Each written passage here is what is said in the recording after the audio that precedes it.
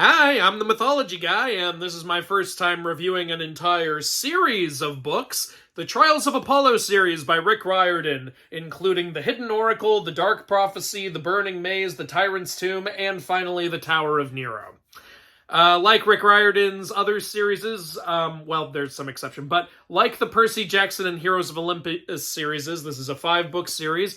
Rick clearly, even though he said his first mythology was Norse, he seems to have a lot to say about the more Greek and Roman stuff, with 5 Percy Jackson books, 5 Heroes of Olympus books, 5 Trials of Apollo books, as opposed to 3 in his Egyptian series and 3 in his Norse series. But either way, it works out because the fact that he has a lot to say about the Greek and Roman stuff really shines through here.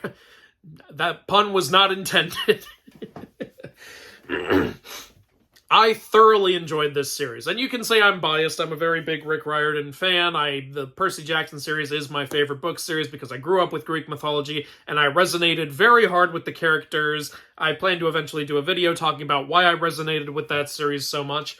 But all the great things about a Rick Riordan series are present here. In my opinion, characters are very likable. It also does something, in my opinion, that it is even stronger than the older series is because Rick has written so many Greek books now that he's running out of course, the more traditional, more well-known Greek monsters like Medusa, Minotaur, Cyclops. He's done it all. So now in this series, he gets more and more obscure with the characters, and not just Greek characters, Roman characters. There's a lot of Roman stuff in this series, and I really loved it. We get to see characters who, never get used, like Blemmier, and a whole bunch of other stuff I'm not going to spoil. There's a lot of, monsters that appeared in one-off stories in Greek myths of just heroes stopping by on certain islands. Well, they get showcased here, and I like it. There's also acknowledgement of Ptolemaic deities. Deities that came around during the time when, Egypt was ruled by Greece, by Alexander the Great and stuff like that. We get acknowledgement of those times and the beliefs that came along with those times. But let me go ahead and tell you what the main thing of this series is about. As you can probably tell by the title, this is all about Apollo. This series is from Apollo's perspective, first person. And that makes it a pretty big difference from how the Percy Jackson and Heroes of Olympus series, and even all his series have been. It's always been a demigod teenager, or a descendant of the pharaoh's teenager or something like that. But this is the first time we actually get fully a god's perspective. And I think it was a great choice. It was very, very refreshing. A great way to really bring something new to Rick's writing style. Though, of course, it does still employ a lot of the same Rick stuff. For example, Apollo's on Earth in human form as a teenager. It's Rick, you can't help yourself. You just love for all your characters to be teenagers, don't you? But, regardless, it's done very well, because even though Apollo's in teenage form, we get his internal thoughts and, of course, his talks about things that have happened throughout history that he knows of or was a part of or witnessed. We get talks about his dynamics with the other gods. It's fun to get to hear about that. His interest in music and poetry and all this other kind of stuff. Hell, one creative thing Rick does with these books is every single chapter begins with a haiku, because Apollo is the god of poetry. Every single one. There's over 200 haikus in this series. And some of you might be thinking, aren't haikus Japanese? Yes, they are, but whatever. Poetry, we let it slide. So basically, for the entire premise of this series, Rick employed something that has happened in Greek mythology. There are a couple of times in Greek myth where Apollo has upset Zeus to the point that Zeus has stripped Apollo of his immortality and forced him to endure something on Earth in order to get it back. One of the more notable ones is when he and Poseidon had to go build the Wall of Troy, because that was an arduous task, and they had to get through all of that in order to get their immortality back. In this series, Zeus has stripped Apollo from his immortality because of something that happened in the Heroes of Olympus series, so you're definitely going to want to read Percy Jackson and Heroes of Olympus before reading this. It's very much a sequel to those series. So because of something that Apollo was foolish about in the Heroes of Olympus series, he's had his immortality stripped from him, and he's sent down to Earth in order to complete some trials, fix some stuff, in order to earn back his godhood.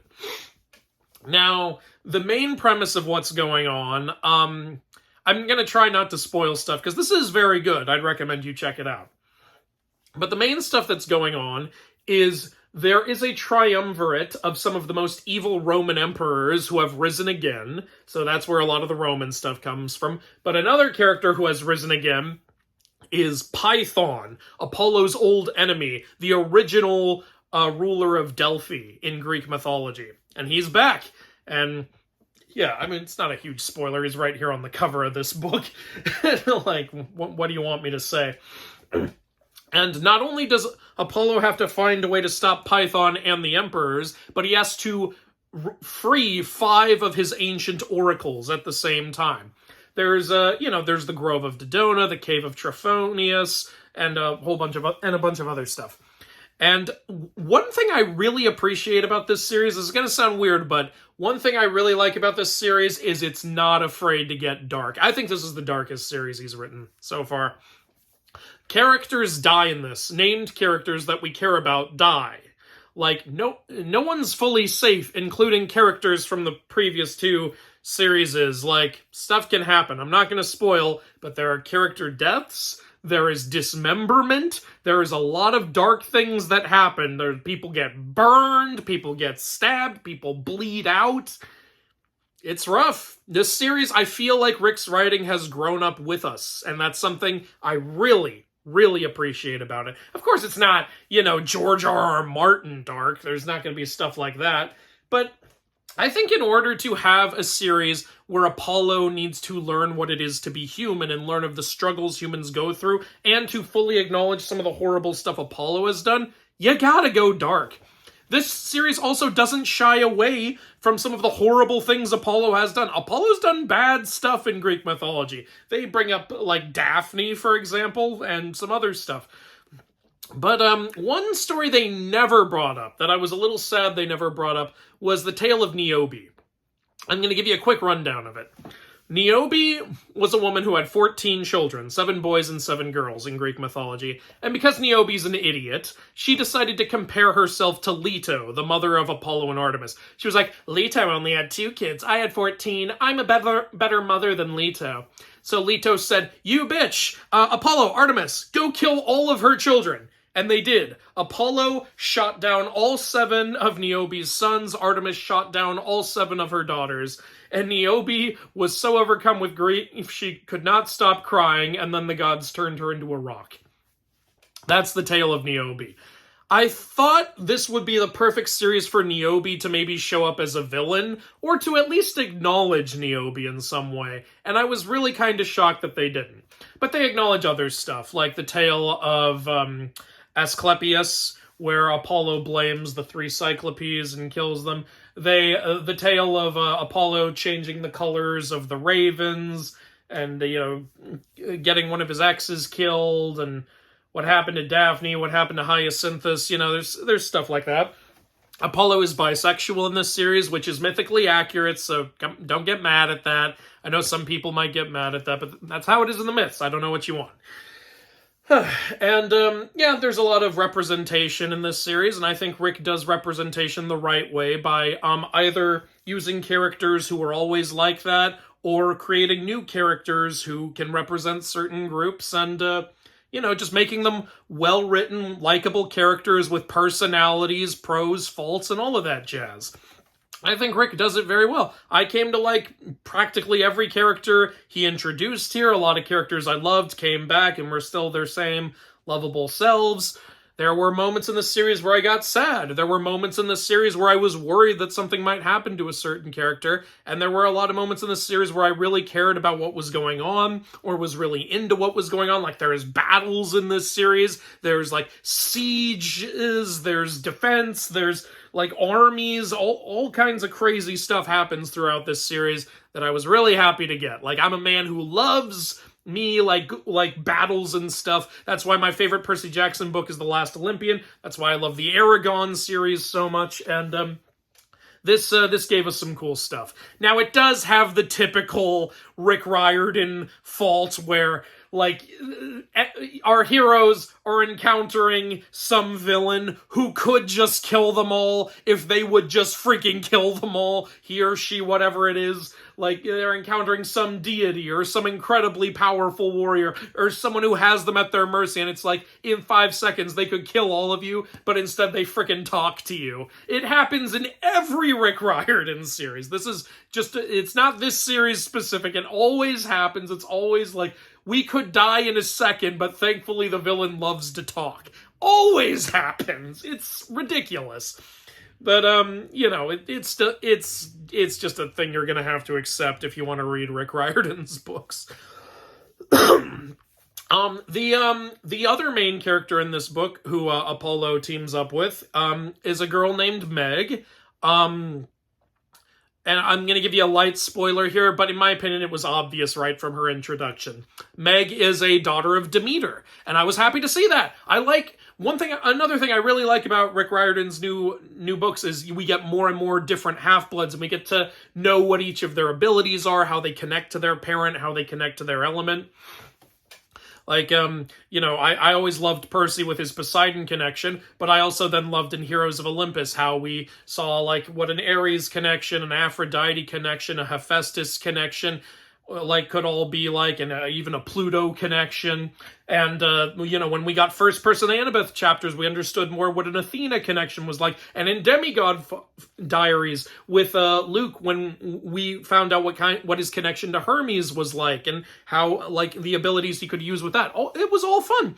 And so, yeah, here we get some Demeter stuff, what it's like to be a child of Demeter, what that comes with. And I thought Meg was a really fun, entertaining character. This series is super funny, by the way. I can't believe I haven't mentioned that yet. So many times did I laugh out loud while reading this series. So many times did I say to, like, Shane or Wilda, whoever I was near, like, hey, let me read this line to you. Like, so much funny stuff. I'm sorry I keep correcting these. I'm trying to make sure they don't fall off the table. I'm trying to present nicely in my book review here. Yeah, the freaking covers keep opening. But yeah, so many funny moments, so many entertaining moments, and so many moments that, again, something I love about Rick Riordan's books is they don't talk down to kids. This is a great all-ages series that I really think anyone can enjoy, just like his other books were. I like this series more than the Magnus Chase series. Unfortunately, I thought the Magnus Chase series started off so good, but then got kind of weaker with each book. This, I think, is different. I think this actually got stronger with each book. And Apollo's character development is really good. It's actually really funny in the first book how snarky and arrogant and pompous and full of himself Apollo is. And then as the books go on, you see him start to care about everyone around him, and you see that narcissism melt away, and you see him, like, you see that development. Personally, I felt it, I believed it, I liked it a lot. There was funny moments in the first book, like when he encounters, like Percy for a minute, like, it makes perfect sense. When he falls to Earth, he's like, okay, first thing I have to do is find Percy Jackson, because Percy Jackson is a legend. And you're like, yeah, that's what any person who knows these stories would be like, yeah, go straight to Percy Jackson. And it's so funny when he gets there, he's like, now, I didn't expect much when I saw Percy Jackson. Maybe just a teary hello, a gift, an offering, perhaps a parade in my honor. It's like, yeah, I love getting to hear, like, a full of himself God's internal thoughts. It's really entertaining. And also, yeah, they, like, his relationship, like, with Artemis is brought up in these books, and his regrets are brought up in these books, and, his talents for singing and archery are brought up in these books, and also, yeah, it's an interesting dynamic he just has, because up until now we've been seeing demigods interact with gods, but here we get to see a god interact with demigods, and also sometimes interact with other gods. And one thing I like about it as well is the inner thoughts are so different, you know? Instead of, like, just seeing, like, a location and being like, oh, that's an interesting location, Apollo will sometimes give you historical facts about that location because he was there, like, 400 years ago or something. or like at Mardi Gras, or whatever the heck it was. And, he'll talk about like the history behind certain characters, certain mythical creatures, how they first came about, how he first encountered them, or things like that. And I really like that stuff. It's, like I said, it's so different from the other books. It's so refreshing. I think, like, wonderful idea by Rick here. And it also, in the final book, they tease towards the Sun and the Star book, which I'm going to read next. And they also seem to be teasing, like, it seems like they're teasing a three-way crossover between the Greek, Egyptian, and Norse series. I'd be so down for that, because there's a moment where Chiron says, oh yeah, I had to go talk with a head and a cat. We have a mutual problem going on. And I was like, that's the Greek, Egyptian, then Mimir and Bast, is that who you're talking to? What is going on here? What are we building towards, Rick? What's coming? You doing some Avengers stuff? Is that what you're doing? No, but yeah, I mean, just a wonderful series overall. And, yeah, it is very fitting how his relationships with some of his oracles are. And one thing I also really love is that we get to see Apollo interact with his kids also. And I said also twice, sorry. And that's something I really wanted to see. I wanted to see Apollo's relationships with his kids. Like when he goes to Camp Half-Blood, we see him talk to and interact with his kids, and we get more of it later, so that's nice. We see how Apollo feels about, his son dating Nico and stuff like that. The only thing I'd say was a little bit of a downside was when he went to Camp Jupiter, he never seemed to interact with any of his kids, so I wondered what was going on with that. And yeah, there's funny jokes, like there's a scene where somebody smashes a ukulele and Apollo gets so upset about it. And, it's just really nice. My favorite character in this series, this is going to sound weird, but my favorite character is the Arrow of Dodona. If you know, you know. It's this Shakespearean prophetic arrow that every time it comes out, it just made me laugh so much. Oh, and there was one really ridiculous moment in the last book. I think they were trying to be funny, but I'm not going to spoil it, but it's this ridiculous, insanely over-the-top moment involving Mountain Dew, which was so out of nowhere and so stupid. I started to think, did Mountain Dew sponsor this book, Rick? Did Mountain Dew give you money? What happened here? I just don't know. I don't know what that was all about. But let me say, one other thing I really liked about this series was the way one of the main villains is done. I'm not going to spoil it, but the name begins with an N. And the way this villain was done felt, honestly... So the way this villain behaves is infuriating. This villain is narcissistic. It's not Narcissus, but this villain is narcissistic. This villain is manipulative. This villain twists people's words and actions into a way that is self-serving. And he will just make you so mad and make you so infuriated when you hear how he talks and when you hear how he manipulates. And I'm going to get personal with you guys because I really want to showcase how well Rick captured this. The way this villain was and how infuriating he was and how he behaved and how he manipulated reminded me so much of my own father. Honestly, my father was an abusive, manipulative, gaslighting narcissist who would always do horrible things to people, especially my mother, and he would twist things that people said and just turn it into any self-serving thing he could. He treated every conversation like a competition he had to win, and he would always just... Basically, you get the idea. All this horrible stuff he would keep doing.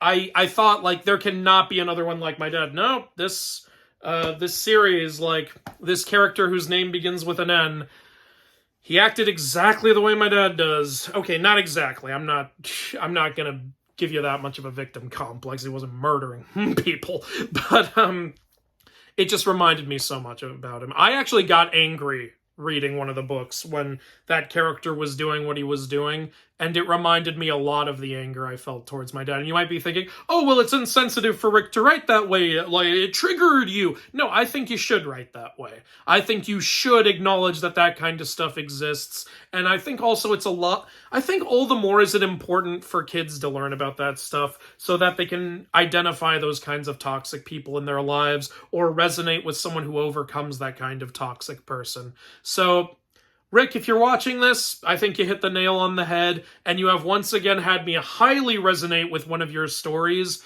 because you have written something that felt pulled straight out of my life. And way to go. Way to go. And I think it's an important thing to write about, and I don't see it most places. So, yeah, wow. So it's just good to see that after all these years and all these books and all these series, Rick's still got it. I know I'm a little behind on this. I've still got The Sun and the Star and The Chalice of the Gods. I'm going to read this, I promise. Just let me catch up.